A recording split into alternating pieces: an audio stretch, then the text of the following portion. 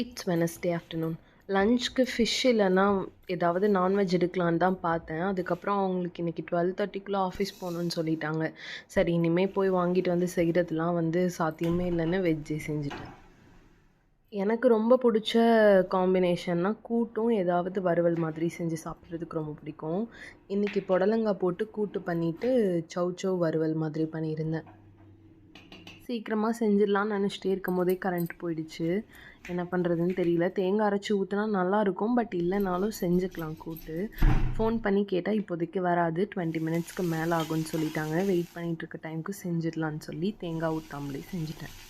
எனக்கு சௌ இந்த மாதிரி பண்ணி சாப்பிட்டா ரொம்ப பிடிக்கும். ப்ளெயினாக தேங்காய் போட்டு பொரியல் மாதிரி பண்ணால் எனக்கு பிடிக்காது. இந்த மாதிரி சாப்பிட்றப்ப நான்வெஜ் சாப்பிட்ற ஒரு ஃபீல் வரும். வெங்காயம் தக்காளி போட்டு நல்லா வதங்கினதுக்கப்புறம் சௌவையும் போட்டு உப்பு போட்டு கொஞ்சம் லைட்டாக வதங்க விட்டுறணும்.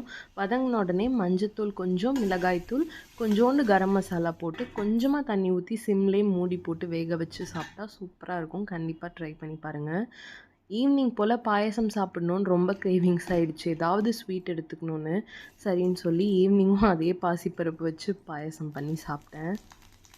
பாயாசம்க்கு எல்லாமே இருந்தது. பட் தேவையான முந்திரி, திராட்சையே இல்லை. சரி இருக்கிறத வச்சு அட்ஜஸ்ட் பண்ணலான்னு சொல்லி தேங்காவை குட்டி குட்டியாக நறுக்கி நெய்யில் போட்டு நல்லா வதக்கிட்டு அதை ஆட் பண்ணி சாப்பிட்டேன். சூப்பராக இருந்தது நிஜமாவே. இந்த கிளைமேட்க்கு பாயசம் வேறு லெவல்.